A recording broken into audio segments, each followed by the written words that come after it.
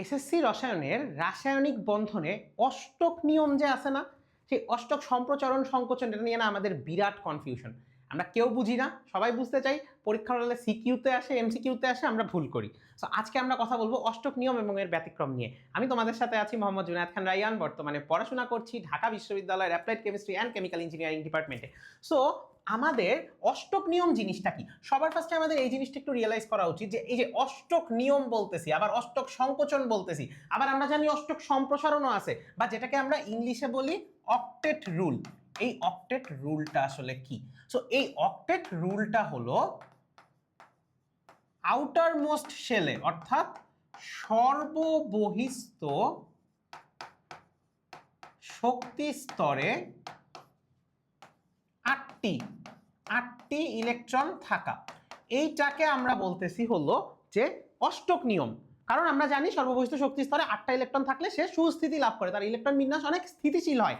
এখন এখানে প্রবলেমটা কি হয়, আমরা যেসব যৌগ রেগুলারলি পড়ি সেগুলোতে দেখা যায় যে সে আয়নিক বন্ধন গঠন করুক অথবা সমযোজী বন্ধন গঠন করুক, সে কিন্তু তার সর্বশেষ শক্তি স্তরে 8টা ইলেকট্রন গ্রহণ করে, অথবা মানে গ্রহণ ত্যাগ কিছু না কিছু করার মাধ্যমে 8টা ইলেকট্রন নিয়ে সে একটা স্থায়ী অবস্থায় পৌঁছে যায়।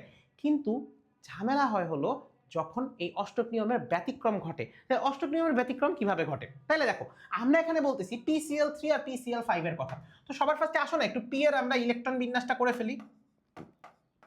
পি এর ইলেকট্রন বিন্যাস আমাদেরকে কি বলে? 1s2 2s2 2p6 3s2 3p3। আর আমরা করি আমাদের ক্লোরিন যেহেতু আছে, আমরা ক্লোরিনের ইলেকট্রন বিন্যাসটা আমরা করে ফেলি। আচ্ছা, তাহলে আমার ক্লোরিনের ইলেকট্রন বিন্যাসটা কি? ক্লোরিনের পারমাণবিক সংখ্যা 17, 1s2 2s2 2p6 3s2 3p5। এখন মজার ব্যাপার খেয়াল করো, খুব ক্লিয়ারলি দেখা যাচ্ছে ওরও লাস্ট শেলে 5টা আছে, 3টা ইলেকট্রন লাগবে। আবার ওর লাস্ট শেলে 7টা আছে, 2 আর 5 7টা আছে, 1টা ইলেকট্রন লাগবে।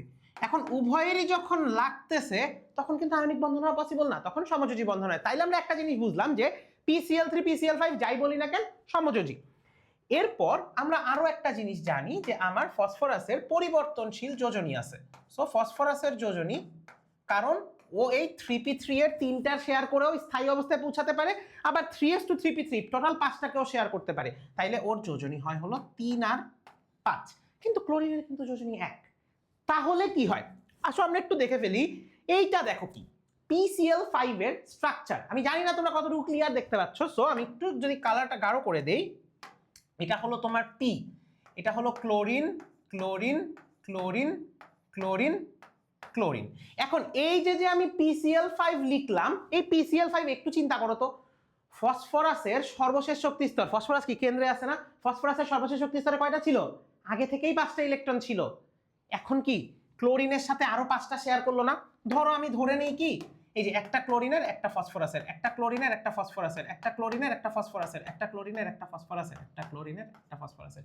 প্রতিটা ক্লোরিনের না হয় বুঝলাম যে ভাইয়া সর্বশেষ শক্তি স্তরে তোমার 8টা ইলেকট্রন হয়ে গেছে, 7টা ছিল একটা করে নিয়ে একটা করে শেয়ার করছে, 8টা ইলেকট্রন হয়ে গেছে। বাট PCl5 এর কথা চিন্তা করো, ফসফরাসের সর্বশেষ শক্তি স্তরে কিন্তু আগেই ছিল 5টা, আরো 5টা শেয়ার করছে, সর্বশেষ শক্তি স্তরে কয়টা থাকা লাগে? 8টা থাকা লাগে, কিন্তু ও কিন্তু 10টা থাকার পরও স্টেবল। তার মানে কি অষ্টক নিয়ম ভঙ্গ করছে। এটাকে কি বলে? এইটাকে বলে হলো অষ্টক সম্প্রসারণ। এইটাকে বলে হলো অষ্টক সম্প্রসারণ। এখন চিন্তা করো যে তোমার অষ্টক, তাইলে নর্মালি তুমি PCl3 এর কথা চিন্তা করো, PCl3 এর কথা চিন্তা করো, PCl3 নিয়ে কিন্তু তেমন কোনো ঝামেলা নাই, কারণ 3টা ইলেকট্রন ওর লাগতো, 3টা শেয়ার করতেছে। ক্লোরিনের একটা করে লাগবে, ক্লোরিন একটা করে শেয়ার করছে, হয়ে গেছে PCl3, এটা স্বাভাবিক অষ্টক নিয়ম। এখন আমরা চলে আসি BF3। এখন যদি আমি BF3 নিয়ে কথা বলা শুরু করি, তাহলে তুমি একটু বোরনের একটু ইলেকট্রন বিন্যাসটা চিন্তা করে দেখো তো। বোরনের হলো 1s2 2s2 2p1। আর আমি আর কোনটা? ফ্লোরিন, ফ্লোরিন হলো 9, 1s2 2s2 2p5। খুব ক্লিয়ারলি দেখা যাচ্ছে ওর 3টা, আর মানে ওর 3টা আর কি বলে সর্বশেষ শক্তি স্তরে আছে, আর ওর হলো 7টা আছে, কিন্তু BF3 এর ক্ষেত্রে কিভাবে কি হয় একটু চিন্তা করো। বোরন, আর তুমি বলতে পারো ভাইয়া BF3 তো সুন্দর মতো বোরনের 3টা আছে দিয়ে দিল, 3টা ফ্লোরিন একটা একটা করে গ্রহণ করলো, কিন্তু চিন্তা করে দেখো তো তোমার BF3 এর ক্ষেত্রে কি হয়। এই যে আমি যদি BF3 এর কথা বলি, তোমাদের এই যে BF3, ফ্লোরিনের না হয় একটা করে ইলেকট্রন শেয়ার করে সর্বশেষ শক্তি স্তরে 10টা হইলো ওর হয়ে গেল সম্পূর্ণ, সর্বশেষ শক্তি স্তরে 8টা হইলো ওর অষ্টক নিয়ম হয়ে গেল, কিন্তু বোরনের কিন্তু দেখো আগে থেকে ছিল ধরো 3টা শেয়ার করার জন্য, এখন ফ্লোরিনের একটা শেয়ার করতেছে, কয়টা হইলো ওর, 1 জোড়া 2 জোড়া 3 জোড়া 6টা হইলো, লাগে কয়টা 8টা। এই কারণে এইটাকে বলা হয় অষ্টক সংকোচন, ঠিক আছে, অষ্টক সংকোচন। ঠিক একইভাবে এইখানে আমরা দেখতে পাচ্ছি aluminium chloride AlCl3, same to same কাহিনী। ক্লোরিনের জন্য ঠিক আছে জিনিসটা, ক্লোরিন খুব সুন্দর করে অষ্টক সম্পূর্ণ করে ফেলতেছে, কিন্তু তুমি অ্যালুমিনিয়ামের কথা চিন্তা করো তো, ওর কিন্তু সর্বশেষ শক্তি স্তরে 8টার জায়গায় 6টা হয়ে গেছে, তাই এটাও কি অষ্টক সংকোচন। তাহলে এই অষ্টক সংকোচন সম্প্রসারণ নিয়ে পরীক্ষার হলে আর যেন একটা কোশ্চেনও তোমাদের ভুল না হয়, এই সিকিউ এমসিকিউ কোনোটাতে যেন অষ্টক নিয়ম, অষ্টক সংকোচন, অষ্টক সম্প্রসারণ নিয়ে আমরা না আটকাই।